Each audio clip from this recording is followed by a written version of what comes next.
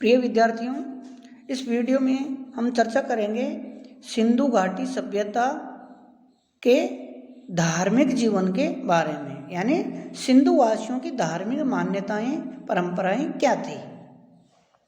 सिंधु घाटी सभ्यता के अगर धार्मिक जीवन की बात करते हैं तो हमें किसी भी सैंधव स्थल से कोई भी मंदिर के अवशेष प्राप्त नहीं होते हैं।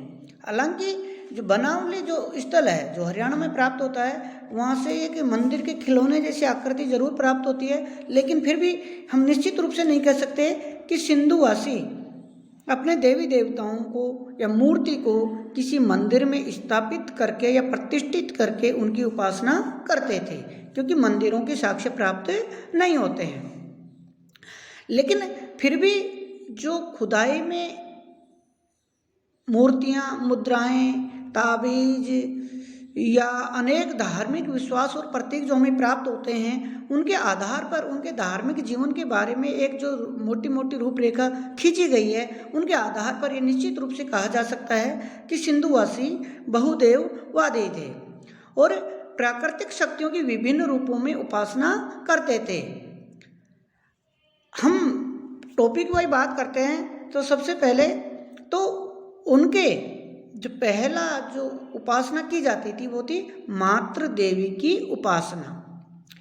सिंधु घाटी सभ्यता के विभिन्न स्थलों से, पुरातात्विक स्थलों से विभिन्न आकार की खड़ी और अर्धनग्न नारी की मूर्तियां प्राप्त होती हैं। इन मूर्तियों को विद्वानों ने, इतिहासकारों ने मातृ देवी की मूर्तियां बताया है, जो नग्न और अर्धनग्न अवस्था में प्राप्त होती हैं। जॉन मॉर्सल महोदय का मानना है कि सिंधुवासियों के जीवन में मातृ देवी की उपासना का सर्वश्रेष्ठ स्थान था। प्राचीन संसार में मातृ देवी की पूजा लोकप्रिय थी। इस प्रकार की मूर्तियां Iran, Mesopotamia, Syria, Asia minor, मिस्र, पश्चिमी देशों में भी मिलती हैं। दक्षिण भारत में भी ऐसी मूर्तियां प्राप्त होती हैं। मातृ देवी को पशु बलि अथवा नर बलि भी दी जाती थी। ऐसा प्रतीत होता है कि कालांतर में मातृ देवी की उपासना से ही शक्ति पूजा का विकास हुआ होगा।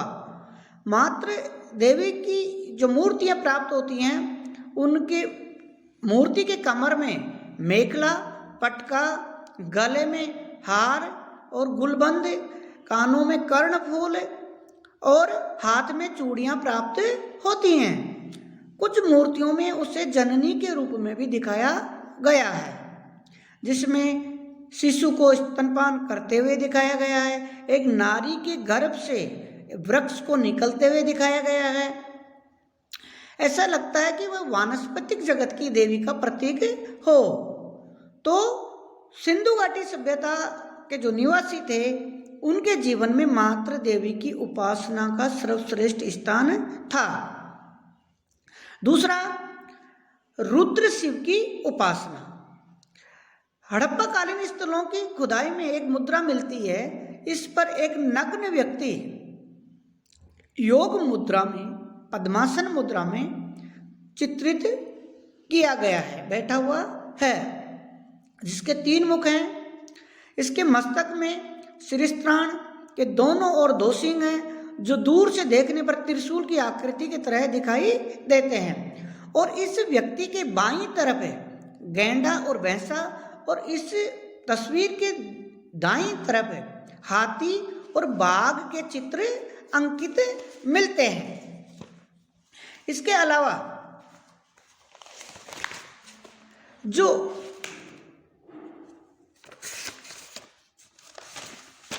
आसन के नीचे हिरण बैठा हुआ है। मुद्रा के ऊपरी हिस्से पर 6 शब्द अंकित हैं। अगर इन 6 शब्दों को पढ़ लिया जाता तो शायद इनके बारे में अनुमान लगाना काफी आसान हो जाता, लेकिन हड़प्पा लिपि को पढ़ने में अब तक सफलता नहीं मिली है।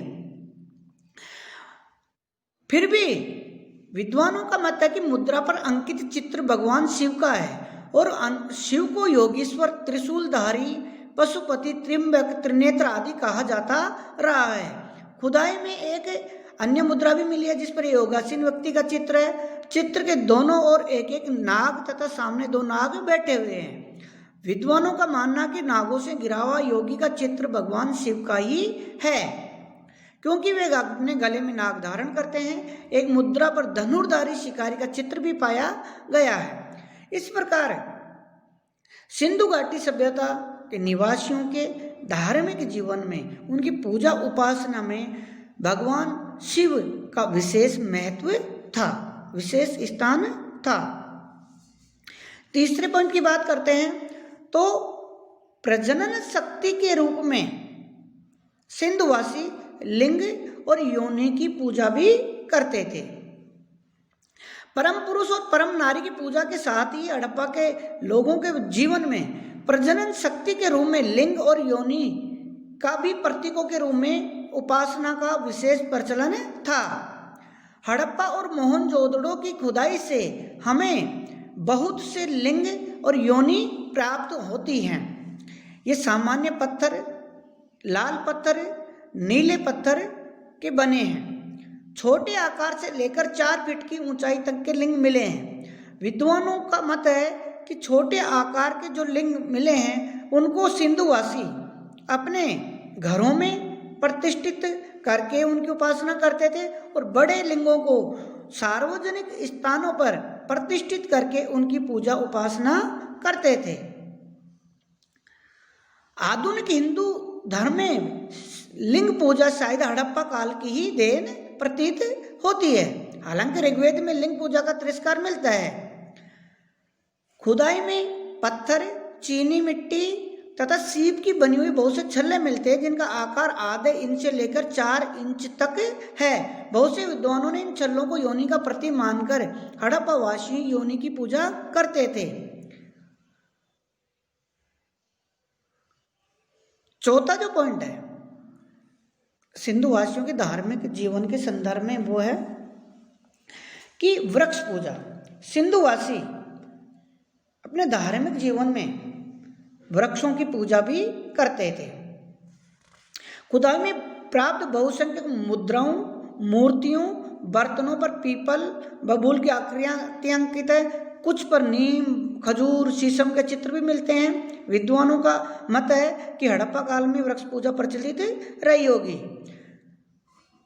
उन लोगों का विश्वास था कि शायद इनमें देव आत्माएं निवास करती हैं। पीपल को सर्वाधिक पवित्र वृक्ष माना जाता था। एक मुद्रा पर 2 पशुओं के शीश पर 9 पीपल की पंक्तियां अंकित है। एक मुद्रा पर एक नग्न स्त्री का चित्र है जिसमें दोनों ओर एक एक टहनी बनी हुई है और अन्य आकृति का चित्र अंकित है। इसके अलावा सिंधुवासी वृक्षों की पूजा 2 प्रकार से करते थे। एक प्रकृति के स्वतंत्र प्रतीक के रूप में जैसे तुलसी, और अन्य किसी देवीय देवता के प्रतीक के रूप में जैसे पीपल, बबूल, खजूर, नीम, शीशम आदि। तो सिंधु घाटी सभ्यता के लोग विभिन्न वृक्षों की पूजा करते थे। पशु पूजा, चौथा पॉइंट है पशु पूजा। सिंधु घाटी सभ्यता के जो लोग थे वो विभिन्न पशुओं की पूजा उपासना करते थे। वो विशेषकर उनके जो जीवन, धार्मिक जीवन में विशेष जो पशु था वो था बैल। कुबड़दार बैल की वो विशेष पूजा करते थे भगवान शिव के प्रतीक के रूप में। इसके अलावा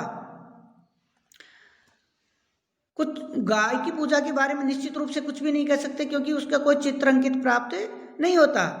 बैल की भांति भैंसा, भैंस, ऊंट, घड़ियाल, बकरी, भेड़, बाघ, हाथी, गिलहरी, तोता, मोर, मुर्गा आदि के चित्र भी मिलते हैं। संभवतः इन पशु पक्षियों को विभिन्न देवताओं के प्रतीक के रूप में पूजा जाता था। उनके जो चित्र मिलते हैं वो विचित्र प्रकार के मिलते हैं। कुछ पशु आधे मनुष्य, आधे पशु, आधा भेड़, आधा बकरा, आधा हाथी, आधा बैल, इस प्रकार के मिश्रण से पशुओं के चित्र अंकित बनाते थे। इस प्रकार सिंधुवासी अपने धार्मिक जीवन में विभिन्न पशुओं की पूजा करते थे। 5वां पॉइंट है प्रतीक पूजा। प्रतीक के रूप में विभिन्न चित्रों जो अंकन है, चित्र है, उनको प्रतीक के रूप में पूजा करना। जैसे सींग, चक्र, स्तंभ और स्वास्तिक, ये चित्र मिलते हैं। विद्वानों का मत है कि इन चित्रों का भी कुछ धार्मिक महत्व रहा होगा, या ये चिन्ह किसी देवी देवता के प्रतीक रहे हों या धार्मिक भावना के प्रतीक रहे हों। जैसे स्वास्तिक, जिसको अपन साधारण भाषा में सात्या बोलते हैं, ग्रामीण भाषा में सात्या, स्वास्तिक है, जिसको आज भी हिंदू धर्म में पवित्र मानकर एक धार्मिक चित्त के रूप में उनकी पूजा की जाती है, पवित्र माना जाता है, वो सिंधुवासियों की ही देन है। नाग पूजा। सिंधु घाटी सभ्यता के निवासी जो थे वो नाग पूजा भी करते थे। एक मुद्रा पर एक चित्र मिलता है जिसमें एक नाग के सामने एक व्यक्ति साष्टांग प्रणाम करते हुए दिखाया गया है। इससे प्रतीत होता है कि सिंधु घाटी सभ्यता के लोग नाग पूजा भी करते थे। धार्मिक प्रथाएं। देवी देवताओं के चित्र अंकितों से इतना निश्चित हो जाता है कि सिंधु घाटी सभ्यता साकार उपासना करते थे और उनमें मूर्ति पूजा प्रचलित रही होंगी। लेकिन ये अपनी मूर्तियों को कहाँ प्रतिष्ठापित करते थे, यह निश्चित रूप से कुछ भी नहीं कहा जा सकता, क्योंकि सिंधु घाटी सभ्यता के किसी भी स्थल से कोई भी मंदिर के अवशेष प्राप्त नहीं होते। मृतक संस्कार। मोहनजोदड़ो में कोई भी शव स्थान अथवा समाधि नहीं मिली है। व्हीलर महोदय मानते हैं कि हड़प्पा में अनेक समाधियां मिले, कालीबंगा में भी चित्र कब्रें मिलती हैं। उनके शव के जो सिर हैं अधिकतर उत्तर दिशा की ओर रखे हुए मिलते हैं। आजकल हिंदू समाज में भी मरने के बाद मृतक का सिर उत्तर दिशा की ओर ही रखा जाता है।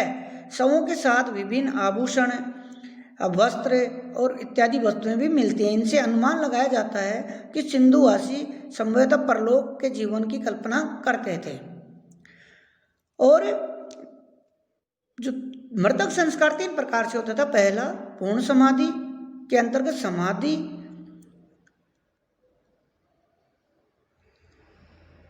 अर्पण पूर्ण मृतक समाधिस्थ कर दिया जाता था।